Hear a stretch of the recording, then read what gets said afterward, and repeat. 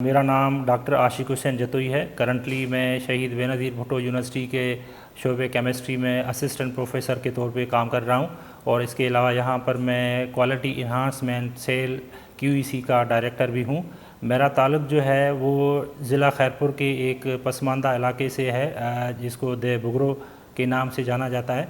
मेरी primary education से लेके MPhil तक खैरपुर से ही है। और मैं आपको ये बताता चलूँ कि मेरे गांव में जो प्राइमरी स्कूल तक जो है वो अभी तक भी मौजूद नहीं है और मैं तकरीबन 6-7 किलोमीटर यानी कि तय करके उसके बाद जो प्राइमरी स्कूल था हमारा तो वहाँ पर मैं जाता था और वहाँ से पास आउट होने के बाद फिर सिटी की तरफ मैंने वहाँ से गवर्नमेंट हाई स्कूल भुरगड़ी से 8वीं जमात जो है वो पास की। फिर उसके बाद मैट्रिक मैंने government high school saint Theresa Khairpur से किया और उसके बाद इंटरमीडिएट मैंने जो है वो government superior science college Khairpur से किया। उसके बाद मैंने शाह अब्दुल लतीफ़ यूनिवर्सिटी खैरपुर में ही एडमिशन लिया, वहाँ से MSc की डिग्री केमिस्ट्री में ली और फिर वहीं से ही क्योंकि इतने ज़्यादा अखराजात जो है वो मेरे पेरेंट्स अफोर्ड नहीं कर सकते थे तो कहीं और मैंने कोशिश भी नहीं की। तो MS तक मैंने शाह अब्दुल लतीफ़ यूनिवर्सिटी से ही अपनी जो एजुकेशन है वो कंटिन्यू की। उसके बाद मेरी फ़र्स्ट जो गवर्नमेंट जॉब थी वो मैं एज अ PhD टीचर था, ये मैं हुआ था 2009 में और उसके बाद फिर 2012 में मैंने क्वालिफ़ाई किया NTS टेस्ट जिसमें JST और HST दोनों में मेरी सिलेक्शन हो गई तो मैंने डेफिनेटली प्रेफर किया HST को और 6 महीने के बाद फिर मैंने सिंध पब्लिक सर्विस कमीशन के थ्रू क्वालिफ़ाई करके कॉलेज साइड पे लेक्चरर बन गया। तो उस टाइम को भी तकरीबन 6 मंथ नहीं हुए थे और फिर शहीद बेनज़ीर भुट्टो यूनिवर्सिटी में एक स्कॉलरशिप अनाउंस हुई जिसमें उन्होंने फैकल्टी को अपॉइंट करके और किसी बाहर अच्छे कंट्रीज़ में डेवलप्ड कंट्रीज़ में स्कॉलरशिप पे भेजना था और उसके लिए एक कंडीशन थी कि HEC एक एग्ज़ाम लेती है जिसको हम गेट कहते हैं या GRE के नाम से उसको जाना जाता है। तो यानी कि जिसके पास ऑलरेडी वो सर्टिफिकेट हो तो वो उसके लिए एलिजिबल होता है। तो वो मेरे पास सर्टिफिकेट था तो मैंने अप्लाई किया और रिटन टेस्ट यहाँ पर क्वालिफ़ाई किया और उसके बाद फिर इंटरव्यू था, इंटरव्यू क्वालिफ़ाई किया और उसके बाद मैंने जो एडमिशन है वो सिक्योर किया फ्रांस की यूनिवर्सिटी बोर्डेक्स में। तो फिर मैं 2016 में फ्रांस चला गया और यूनिवर्सिटी ऑफ बोर्डेक्स में मैंने ऑर्गेनिक सिंथेसिस में जो है वो एक वहाँ पर इंस्टीट्यूट था प्रोफेसर यानिक लांदे के पास, वहाँ पर मैंने एडमिशन लिया और 3 साल में मैंने ये जो डिग्री है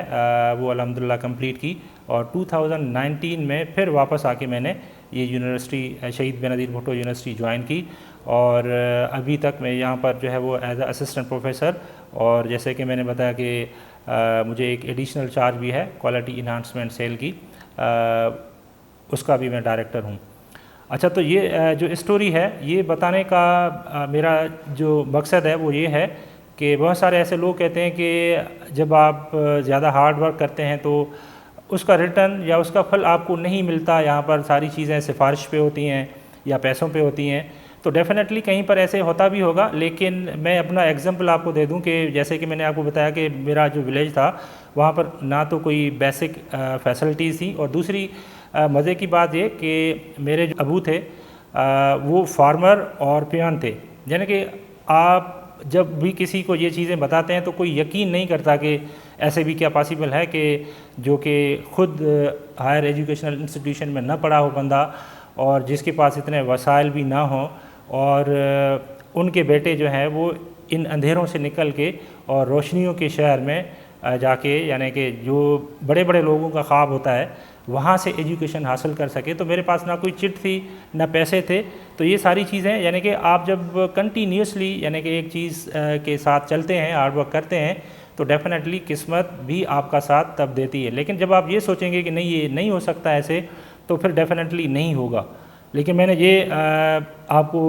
जो मैंने अपनी स्टोरी बताई कि PhD से लेके यूनिवर्सिटी तक, अगर फॉर एग्ज़ाम्पल मैं वहाँ पर रुक जाता कि गवर्नमेंट की जॉब मिल गई, PhD में हूँ और घर बैठ के सैलरी लूँ या 2-3 घंटे स्कूल जाऊँ तो ये मेरे लिए सफिशेंट है। अगर मैं वहाँ पर रुक जाता तो डेफ़िनेटली आगे नहीं चल पाता। लेकिन ये है कि आपको कंटिन्यूसली एक स्ट्रगल करनी पड़ती है, एक जगह से दूसरी जगह उसको आप सीढ़ियों की तरह एक स्टेप बनाते जाएँ। आपने जैसे सीढ़ियों को हम एज अ हेल्पर यूज़ करते हैं कि एक स्टेप के बाद दूसरा, फिर तीसरा, और फिर हम आगे की जो मंजिलें हैं किसी भी इमारत की, तो वहाँ पर हम आसानी से पहुँच सकते हैं। तो एक स्टेप जो आपको सिंपल अचीवमेंट की तरफ आप जब जाते हैं तो उसके बाद डेफिनेटली कुछ आपको एक्सपीरियंस भी हो जाता है, और कुछ हर्डल्स कहीं से ये सारी चीज़ें आपको सिखाती हैं। ऐसे नहीं है कि आप का टफ़ टाइम चल रहा है तो आप उसको टफ़ टाइम ही समझें, आप उससे एक्सपीरियंसेस लें, आप उससे समझें। अगर आपको सारी चीज़ें बनी बनाई हुई मिल रही हैं तो इसका मतलब है कि आप ज़िंदगी में कुछ नहीं सीखेंगे। आप ऐसे तो कामयाब हो जाएंगे, किसी पोस्ट पे बैठ जाएंगे, किसी बड़ी चेयर पे बैठ जाएंगे, लेकिन आपको ज़िंदगी के इन इम्तिहानात का अगर पता नहीं है तो आपको उस चेयर का मज़ा भी कभी नहीं आएगा। तो जब तक आपकी ज़िंदगी में कोई तकलीफ़ और कोई ऐसे कांटे नहीं आ रहे जिनको दूर करने का स्किल आपको नहीं आ रहा, तो आप ख़ुद को कामयाब शख्स नहीं कह सकते। तो मैं यही कहूँगा जो भी यंगस्टर्स हैं या जो भी नौजवान हैं जो ख़ुद को कामयाब देखना चाहते हैं, तो वो आगे आएँ, मेहनत करें और एक्सप्लोर करें, चीज़ों को देखें। जो चीज़ें उनको ज़्यादा डिफ़िकल्ट लग रही हैं उनको उनकी तरफ ही जाना चाहिए, ना कि जो चीज़ें आसान हो, सीधा रास्ता हो, वो वहाँ पर जाएं। एक्सपीरियंस आपको वहाँ से मिलेगा जहाँ पर आपको रुकावटें मिलेंगी। तो वो खुद जब आप उन रुकावटों का हल ढूंढेंगे, उनका सलूशन निकालेंगे, तो फिर आप दूसरों को भी इस काबिल बना सकेंगे कि आप जो है ज़िंदगी को किस तरह से फेस करें। और दूसरी चीज़ है ये कि एक टीचर होने के नाते ये हमारी एक प्राइम रिस्पॉन्सिबिलिटी भी है कि हम जो अपने नौजवान हैं उनको इनकरेज करें। और इनकरेज हम कैसे करेंगे? इनकरेज करने का यही तरीका है कि आप जो है वो सिर्फ अपने ग्रेड्स को न देखें कि मेरा जो है वो ए ग्रेड नहीं आया तो इसका मतलब है मैं सक्सेसफुल नहीं हूँ, या मेरी CGPA 4.0 नहीं आई तो इसका मतलब मैं अनसक्सेसफुल हूँ। तो CGPA या ग्रेड्स या पोजीशंस को छोड़ के आप देखें कि आप खुद हैं क्या आपके लिए ये चीज़ें मैटर करती हैं, या आप में कोई ऐसी सलाहियत अल्लाह ताला ने दी है आप उसको यूटिलाइज़ करना चाहते हैं। तो जब तक आप ख़ुद को नहीं पहचानते तो आप इन पीस ऑफ पेपर्स पे जो है वो डिपेंडेंट रहेंगे, और आगे बढ़ने की जो ताकत है आप में वो डेफिनेटली आहिस्ता आहिस्ता कम होती जाएगी। ये सारी चीज़ें आपको बताने का मेरा मकसद ये था कि ज़िंदगी में जो लफ्ज़ मायूसी है उसको आप अपने जहन से निकाल लें, और कोशिश जो है वो हमेशा करते रहें, और एक न एक दिन आप उस चीज़ को डेफिनेटली हासिल करने में कामयाब हो जाएंगे जिसका ख्वाब आप बचपन से देखते आ रहे हैं।